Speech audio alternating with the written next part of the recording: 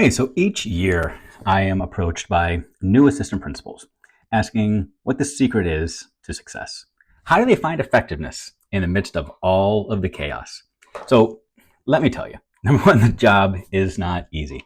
As a former school administrator who has literally had every job you can imagine, from teacher to dean of students to athletic director, assistant principal, assistant superintendent, college professor, all the things, I've seen it all. As a former principal, I've had multiple assistant principals. As a former assistant principal, I can come to you with my experience, but don't let my experience guide you towards your experience because my reality is probably different than yours.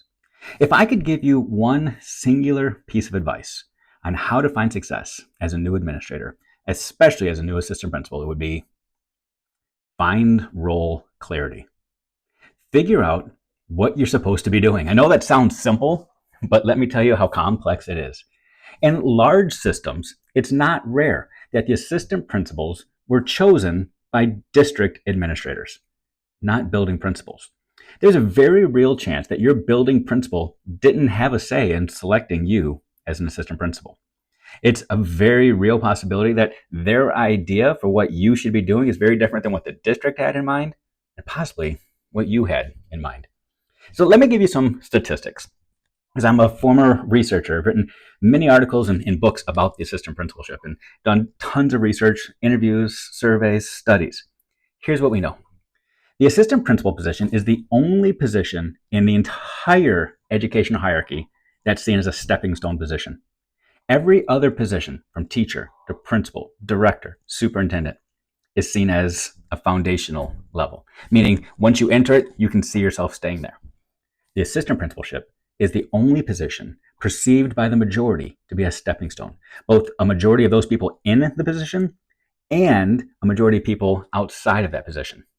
The average assistant principal stays in their position less than 3 years. I want you to hear that because research also tells us that the assistant principal, when effective and efficient, is perhaps the single greatest influencer on academic behavior and social success at any given school. And yet, most of them only stick around for 3 years. Why is that? Quite simply, it's a lack of role clarity.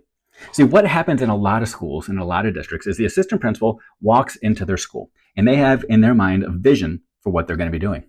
In some schools, the assistant principal thinks they're going to be dealing with behavior. In some schools, the assistant principal thinks they're going to be dealing with academics. In some schools, the assistant principal thinks they're going to be dealing with students with last names A through L or M through Z. In some schools, the assistant principal thinks they're going to be dealing with facilities or athletics or all of the above. And the principal has an assistant principal that they think is going to be doing X, Y, or Z. The district has an assistant principal they think is going to be doing X, Y, or Z, and nobody ever sits down to say, what do we actually want? What do we need?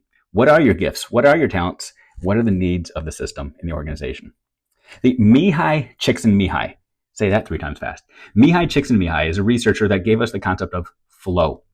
Flow is that state of mind where things are just cooking, where things are going, where you almost lose track of time and reality.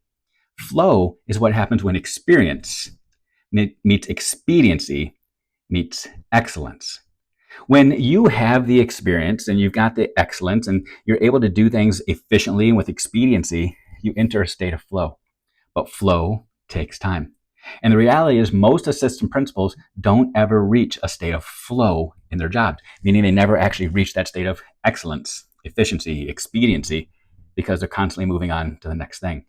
Some assistant principals walk into their position thinking it's a stepping stone to the next thing, but then they get placed into a box where they're just dealing with academics or just dealing with behavior or just dealing with facilities or just dealing with athletics.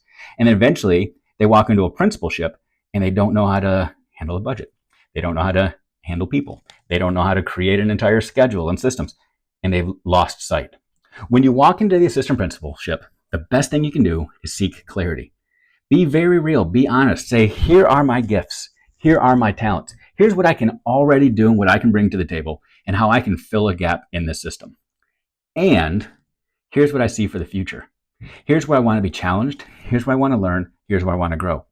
Be very real on whether or not you see your position as a foundation and place that you want to stick around, or is it a place that you want to grow and develop for whatever might be next? Because the reality is, the best teachers aren't teachers just because they know content. They're not good teachers just because they know content. You can have all the content knowledge in the world and still not be able to reach and engage students in a way that transforms lives. The best administrators aren't just good teachers who know academics and know pedagogy. They know systems, they know people, they know how to manage and lead. You've got to figure out what your role needs and how you fit it. Seek the clarity, seek the role definition, seek certainty. It can be awkward, it can be weird, it can be humbling to sit down and have the conversation. But if you don't, I'm here to tell you, you'll be humbled anyway. Because you're going to be put in positions that you're not qualified for, you shouldn't be doing, and you don't want to do it. Which is why within 3 years, you'll be moving on to something else.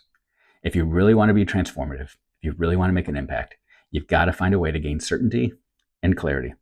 Figure out your focus, figure out how to lead people, figure out your gifts, your talents, and how you can leverage those for the greater good. I hope that's helpful. Seek clarity, figure out what they want, figure out what you want, and find a way to meet in the middle.